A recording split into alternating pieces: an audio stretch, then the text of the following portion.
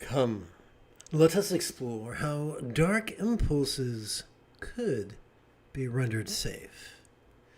This evening's lesson is drawn from a good-hearted question found on Reddit. It begins simply enough, dark impulses, and then continues. Many videos I watch say to help emotions, anger, anxiety, anger, impulse, etc., you must be mindful and aware. That way you can control the feeling and actions. So, when most people use the word mindful, they use it incorrectly. Allow me to illustrate.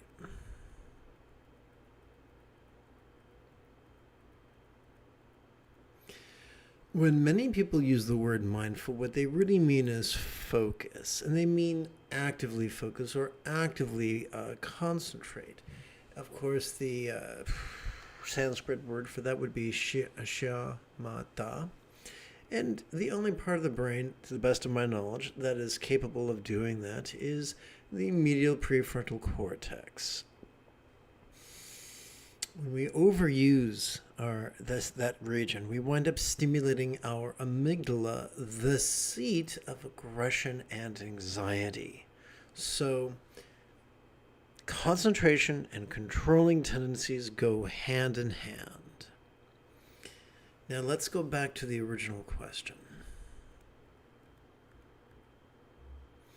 They say that way you can control the feeling and actions. Control is a false victory. Control cannot be maintained. Repression is a type of control, and it invariably fails. Let's continue. However, even when I'm consciously aware, sometimes I still feed into the emotion and make bad decisions. So let's explore that. I don't think the most accurate term is feeding into the emotion. I think the idea is having our choices and our utterances and an idea. Let's try that again. Having our choices and our utterances and our deeds controlled by the emotion, like a marionette on a string.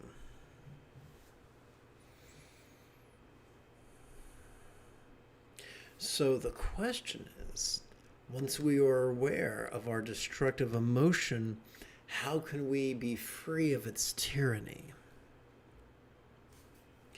Then follows the guilt after. It almost feels like the emotions are stronger than the consciousness.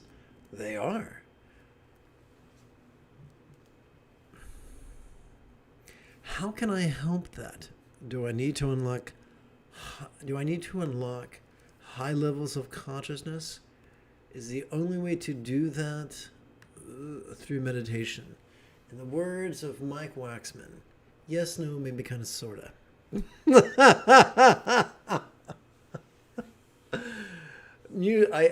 I met Michael Waxman in junior high. That guy was a musical prodigy. He had perfect pitch. Any instrument he could play just by monkeying around with it for a few minutes. He coined that phrase. I thought it was pretty funny, or at least to the best of my knowledge, he did.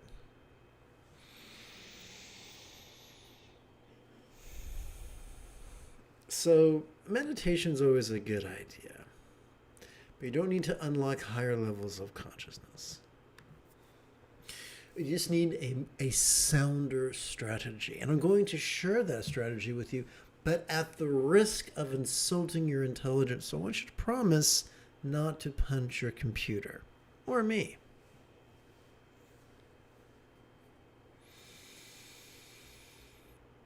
Let's go back to those drawings of the brain, shall we? Or it's almost October, so I have to pronounce it properly. Brains.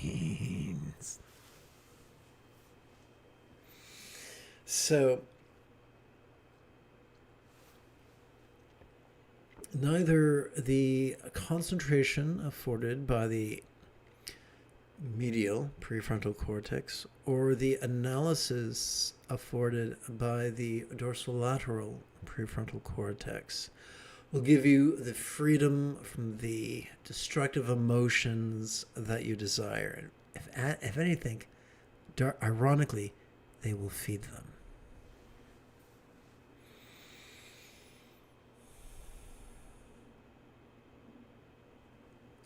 Fortunately, this part here and this part here are not the only components of our central nervous system. Let us explore two facets of our autonomic nervous system, the sympathetic nervous system and the parasympathetic nervous system.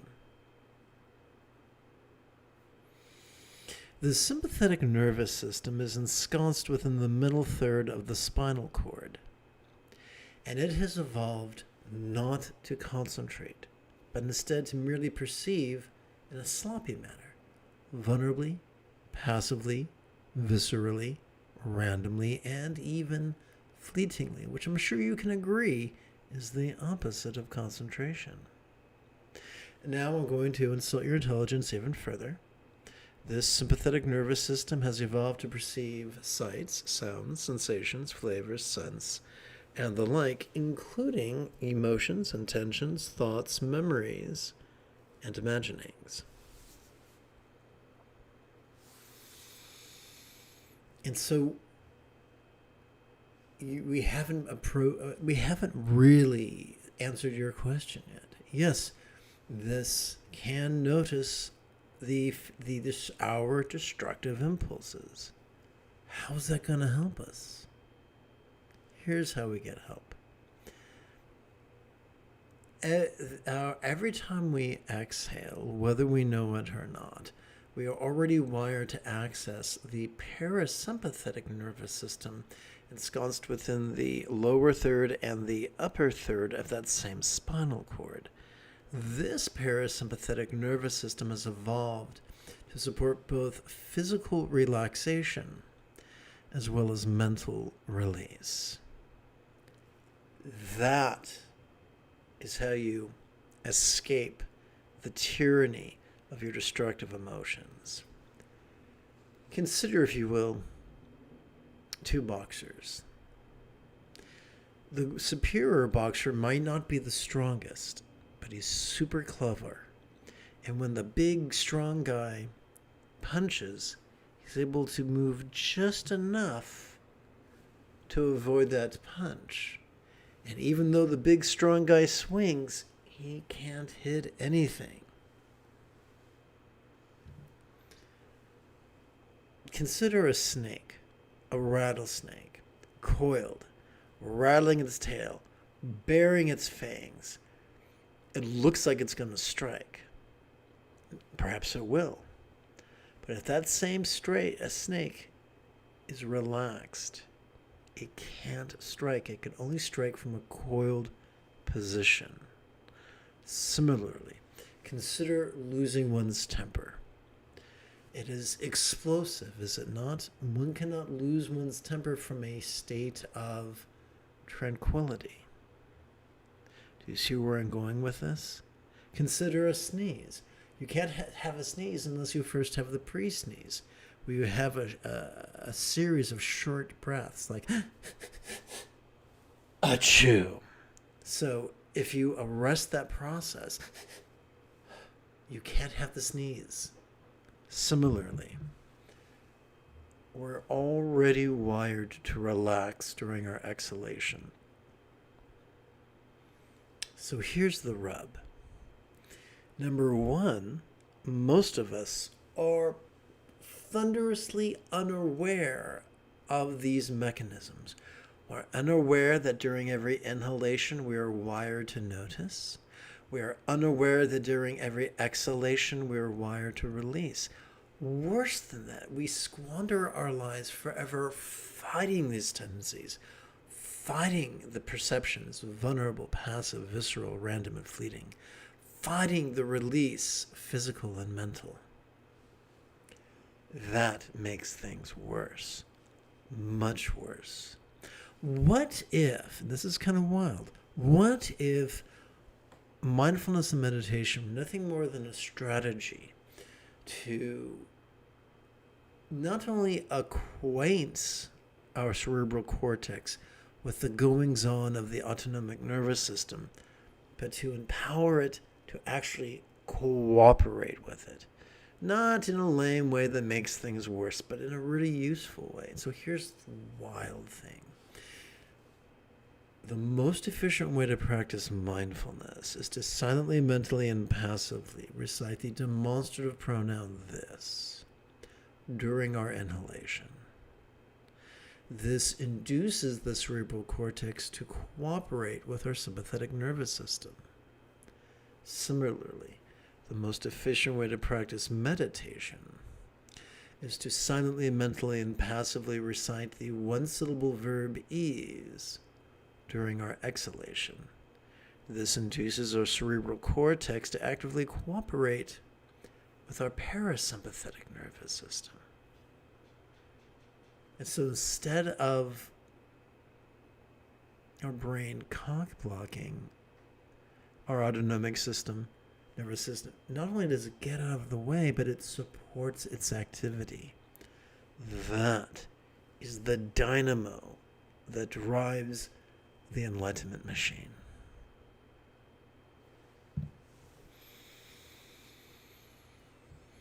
I think it could be quite fun if together as a team we chanted and meditated together after approximately 30 seconds of housekeeping. This is Lama Jigme Gyatso of the Buddha Joy Meditation School. For more than 30 years, I spent about 8 hours a day, almost every day, studying, practicing, mastering, and reverse engineering the teachings and techniques of each school of meditation so that you would not have to.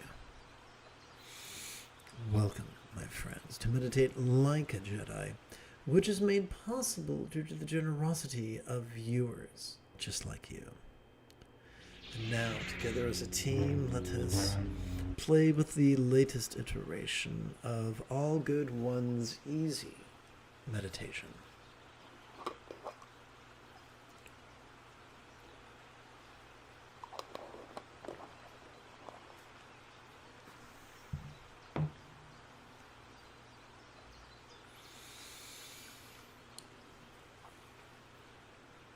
In junior high, most of us had PE, physical education, and the coach would have us warm up and then do the main activity and then cool down.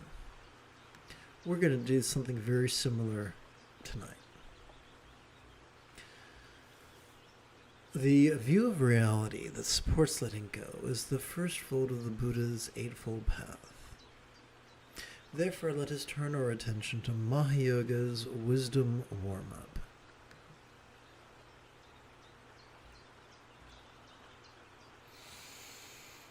Let's begin by chanting the disclaimer. Rather than indulge or controlling tendencies with all follies of active visualization, emotion, magic, and belief, we could just recite these wise words in harmony with all breathing and allow our subconscious to do the heavy lifting. Let us accept the rigidity that confuses metaphors for statements literal, and relax into the flexibility that savors the chance explaining metaphors as similes.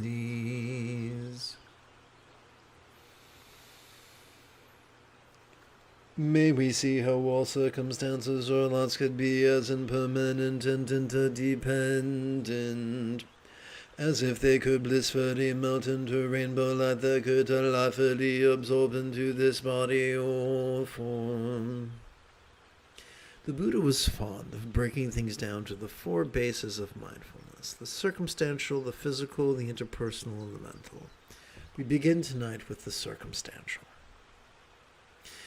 We use the verb melt as a metaphor of impermanence. We also use the verb absorb as a metaphor of interdependence. And just as one might fight fire with fire, we're going to use self-centeredness to transcend self-centeredness. How fun is that? So we're going to take all these words and condense them down or coalesce them down to just 6 syllables that we're going to divide between our inhalation and our exhalation.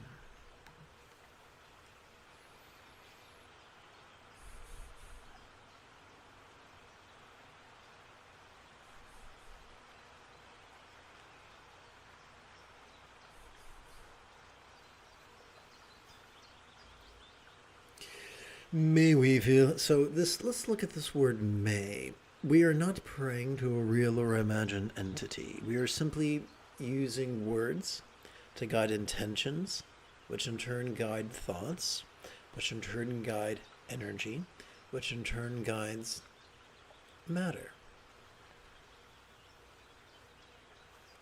May we feel how all bodies or forms could be as impermanent and interdependent, as if they could blissfully melt into rainbow lights that could delightfully absorb into this communication or speech.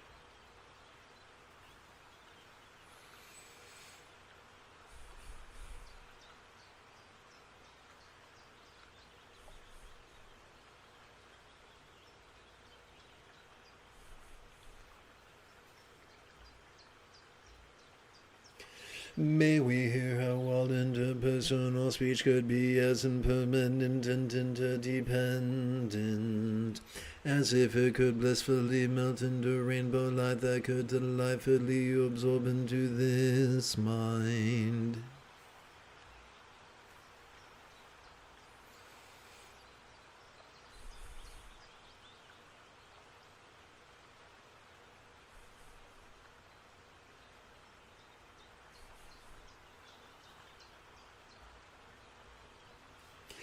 May we feel how all perceiving, emoting, intending, thinking, recalling, and imagining minds could be as impermanent and interdependent, as if they could blissfully melt into rainbow light that could delightfully absorb into a vast empty void.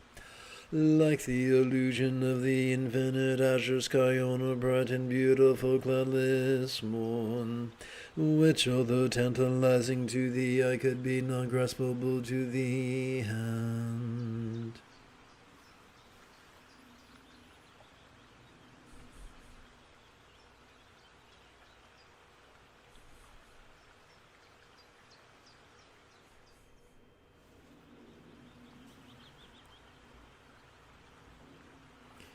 We now turn to the 7th and 8th folds of the Buddha's Eightfold Path, Ati Yoga's mindfulness and meditation.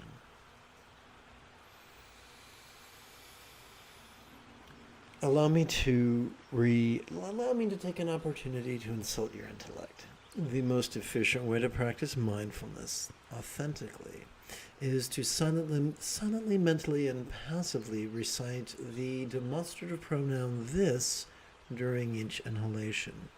Doing so induces the cerebral cortex to cooperate with our sympathetic nervous system.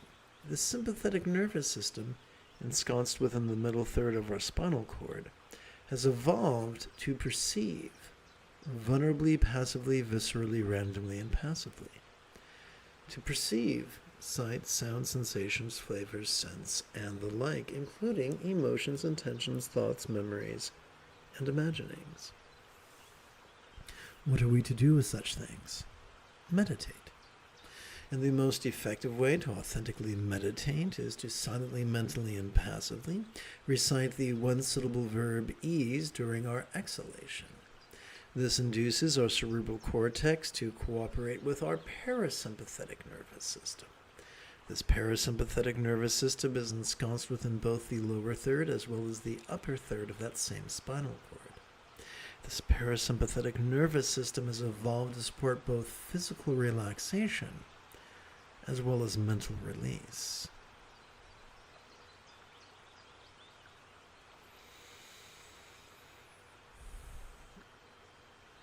It can be quite lovely if together as a team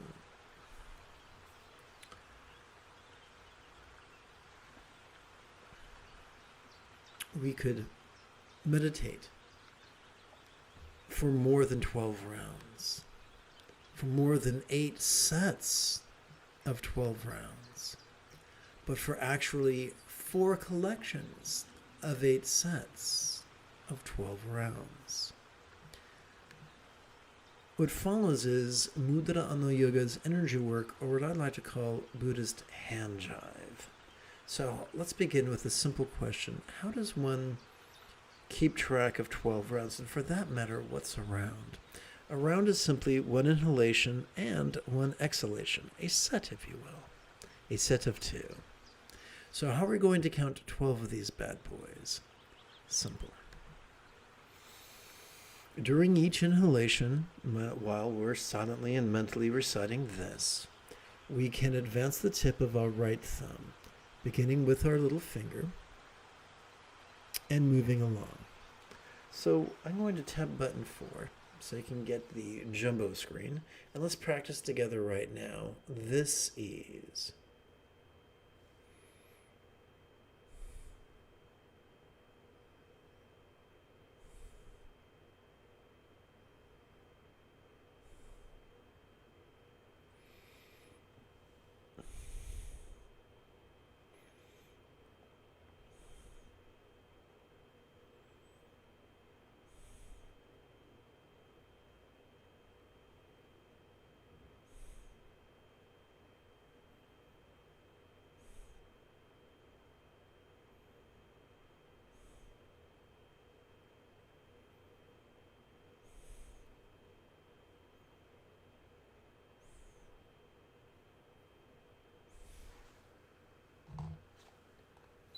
Well, that's fabulous. Now we learn how to count 12 repetitions on just 4 fingers and 1 thumb. But what if we want to count 8 sets of that? Enter the dragon. Whoops, one movie. Enter the left hand. On our left hand, we can count our first set of 12 rounds, our second set, our third set, our fourth set, our fifth set, our sixth set, our seventh set, our eighth set. Pretty nice, huh? But how do we count, how do we gather or keep track of 4 collections of 8 sets of 12 rounds? And that's where the knuckles come in. So we're going to begin with the great knuckle at the base of the right little finger. We're going to rest that great knuckle upon the tip of our left little finger and rest both these hands palms up in our lap, while our thumbs busy themselves with counting creases. A rather interesting thing is that by playing with our little finger, our subtle energies collect in our secret wheel. That's the psychic center, about the size of a thumbnail. It's horizontal, and it's about a thumb's width or so in front of the lumbar spine. You don't have to worry about that. You don't have to visualize it. Just busy yourself with this ease.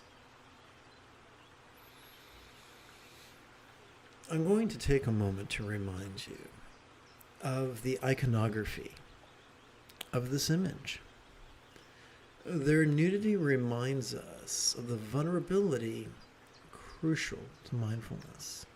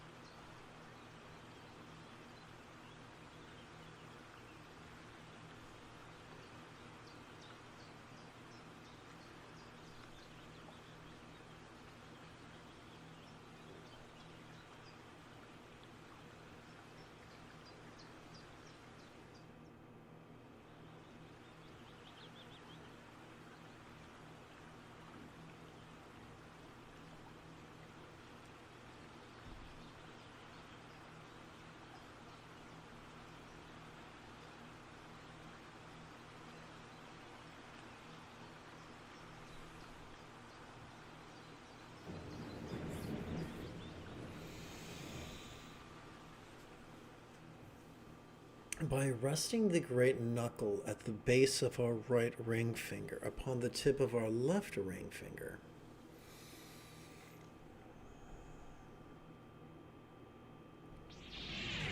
our energy collects at our navel wheel.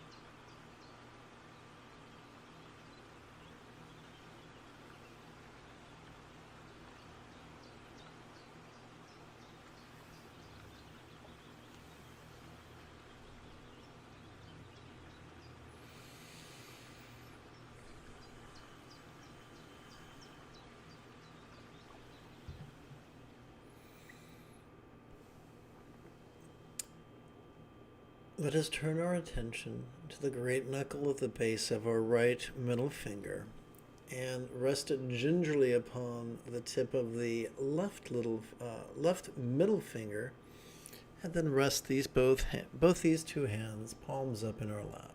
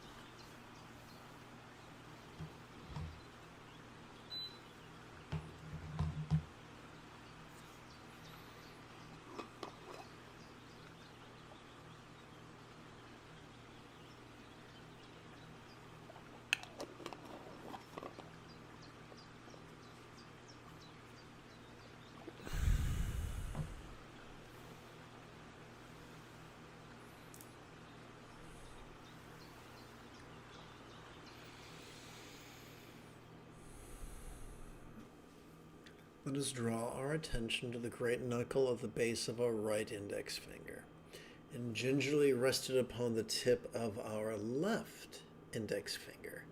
And now rest both these hands palms up in our lap. Doing so could help our subtle energies to coalesce at our crown.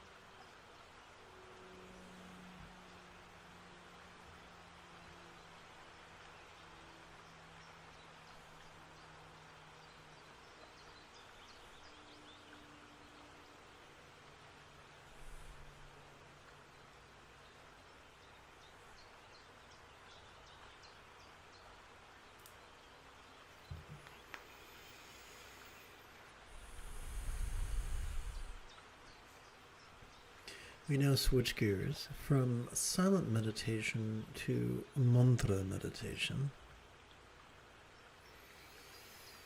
During the inhalation, we silently and mentally recite, noticing this.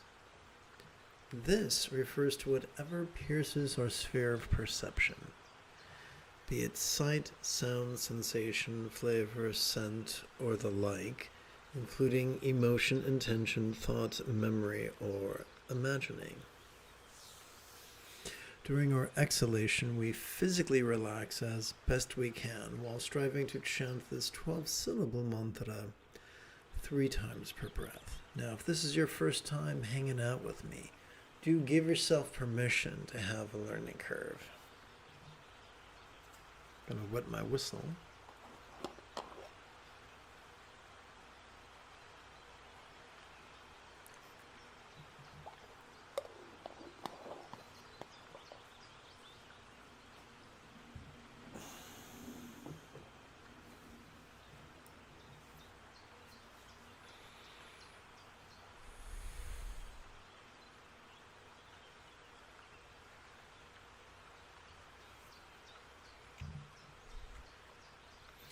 So for this first set of 12 mantras,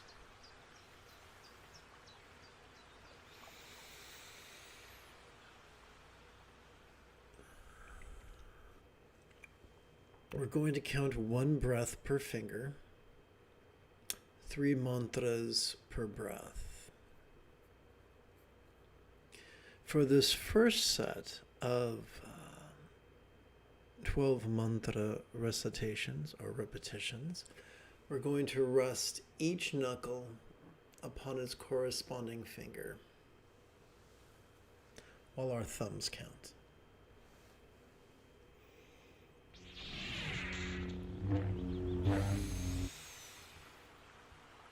Om Ahum Benzo Guru Me Maziri Hung Om Ahum Benzo Guru Me Maziri Hung Om Ahum Benzo Guru Me Maziri Hung Om Ahum Benzo Guru Me Maziri Hung Om Ahum Benzo Guru Me Maziri Hung Om Ahum Benzo Guru Me Maziri Hung Om Ahum Benzo Guru Me Maziri Hung Om Ahum Benzo Guru Me Maziri Hung Om Ahum Benzo Guru Me Maziri Hung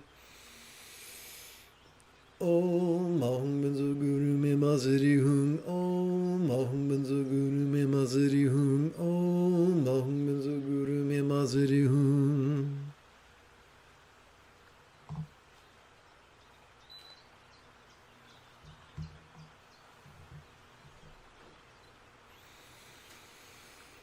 Welcome aboard to this evening's mantra meditation.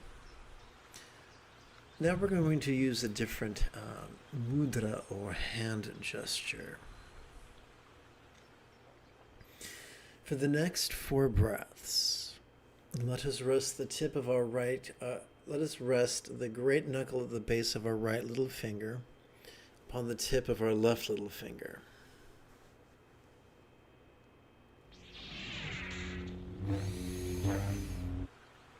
Om Ahum Benzo Guru Me Maziri Hung Om Ahum Benzo Guru Me Maziri Hung Om Ahum Benzo Guru Me Maziri Hung Om Ahum Benzo Guru Me Maziri Hung Om Ahum Benzo Guru Me Maziri Hung Om Ahum Benzo Guru Me Maziri Hung Om Ahum Benzo Guru Me Maziri Hung Om Ahum Benzo Guru Me Maziri Hung Om Ahum Benzo Guru Me Maziri Hung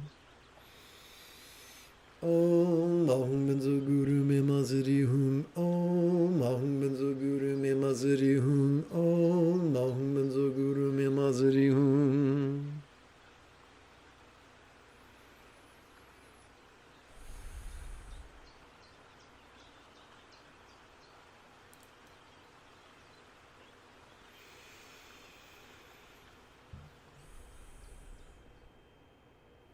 Now let us draw our attention to the great knuckle at the base of our right ring finger. And please rest it upon the tip of our left ring finger in our lap.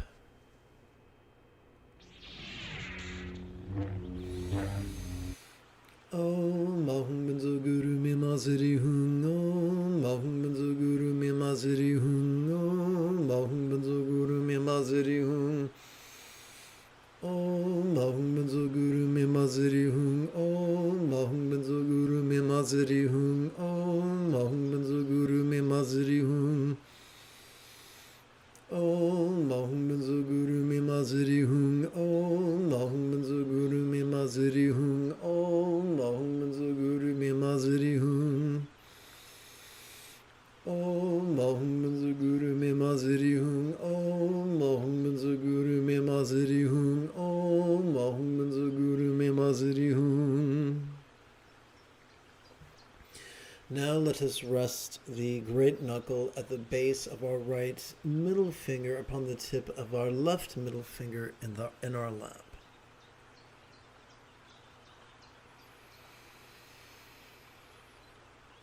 Om Mahum Benzo Guru Mimaziri Hung Om Mahum Benzo Guru Mimaziri Hung Om Mahum Benzo Guru Mimaziri Hung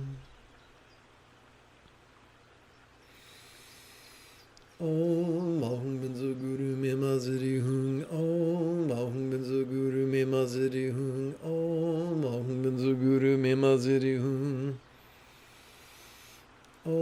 Mahum Benzo Guru Mimaziri Hung Om Mahum Benzo Guru Mimaziri Hung Om Mahum Benzo Guru Mimaziri Hung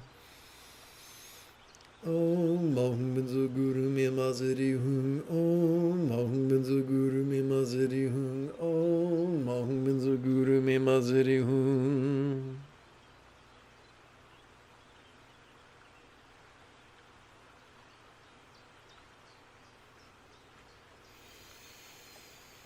Now let us rest the great knuckle at the base of our right index finger upon the tip of our left index finger, both our hands in our lap.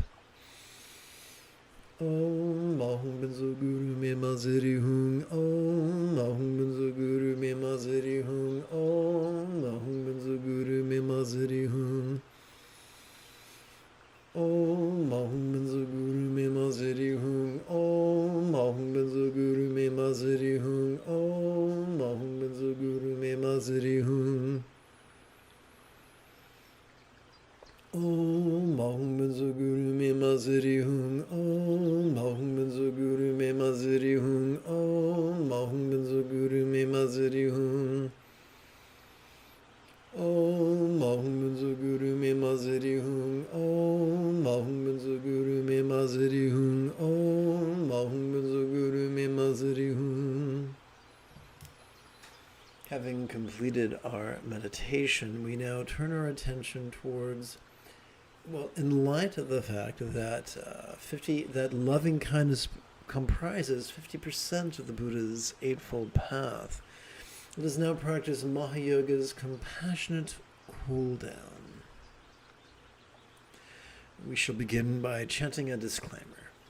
Rather than indulge our controlling tendencies for the follies of active visualization, emotion, magic, and belief, we could just recite these kind words in harmony with our breathing and allow our subconscious to do the heavy lifting.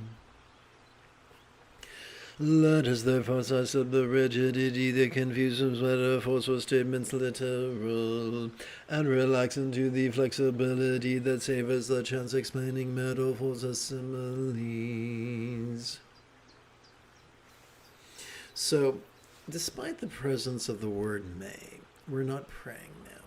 We're simply using words to guide intention, to guide mind, to guide energy, to guide matter. That's all. Fundamentally, if all we do is train in empathy, that's awesome. I think as we look at the nightly news, we can see that our world is sadly lacking in empathy. sexism and racism and classism and fascism and jingoism and genocide prevail. May all minds of all beings now be as peacefully enlightened as the mind of a real or imagined Buddha, symbolized by a tikle one syllable zero bija mantra.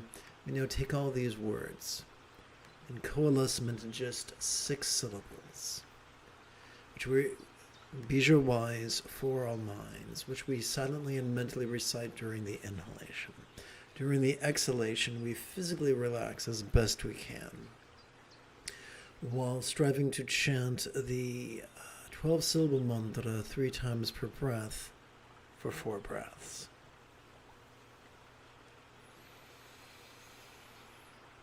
Om Mahum Benzo Guru Me Maziri Hung. Om Mahum Benzo Guru Me Maziri Hung. Om Mahum Benzo Guru Me Maziri Hung.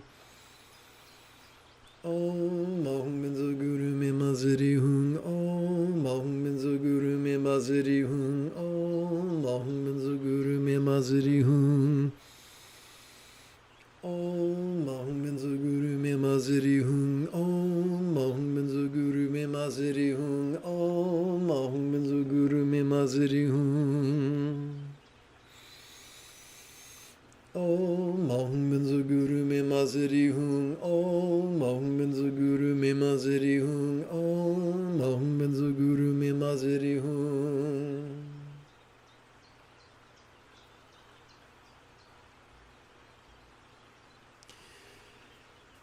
Allow me to remind you that the mental morality of kind intention is the second fold of the Buddha's eightfold path. Together. May all relationships, all speech of all beings now be as joyfully loving as a real or imagined Buddha speech symbolized by a multi-syllabic mantra.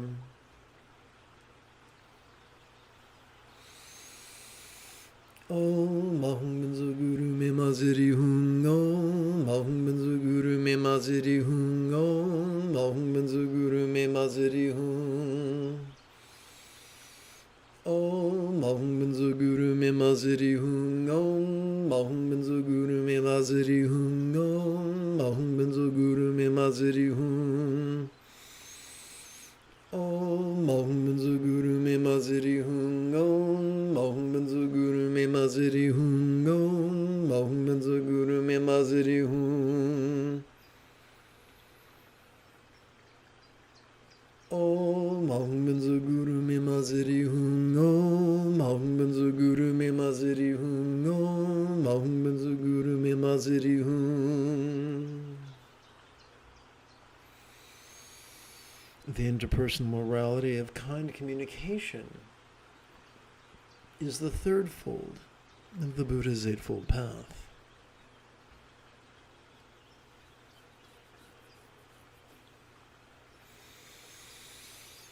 May all bodies or forms of all beings now enjoy the beautiful health represented by Buddha's statuary, depicting the blissful body of a real or imagined Yadam and archetype of enlightenment such as Kunju Zangpo.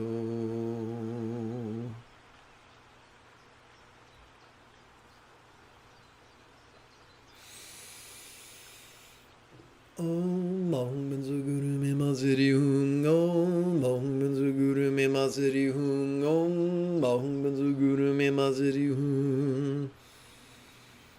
Om Mahum Benzo Guru Me Maziri Hung. Om Mahum Benzo Guru Me Maziri Hung. Om Mahum Benzo Guru Me Maziri Hung.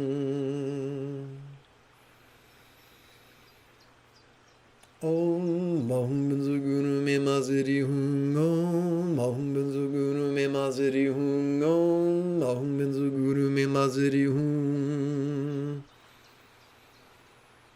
Om Mahum Benzo Guru Me Maziri Hung. Om Mahum Benzo Guru Me Maziri Hung. Om Mahum Benzo Guru Me Maziri Hung.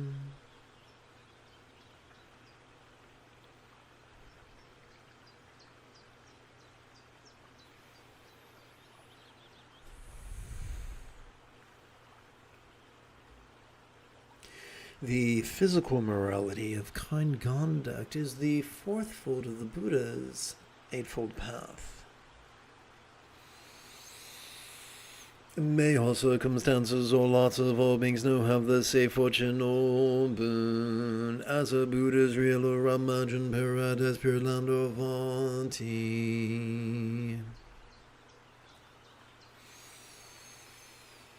Om Mahum Benzo Guru Me Maziri Hung Om Mahum Benzo Guru Me Maziri Hung Om Mahum Benzo Guru Me Maziri Hung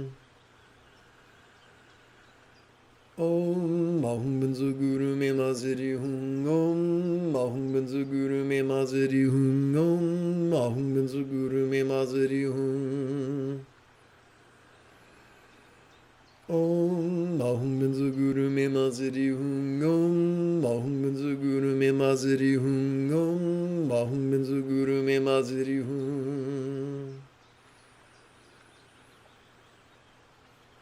Om Mahum Benzo Guru Me Maziri Hung Om Mahum Benzo Guru Me Maziri Hung Om Mahum Benzo Guru Me Maziri Hung.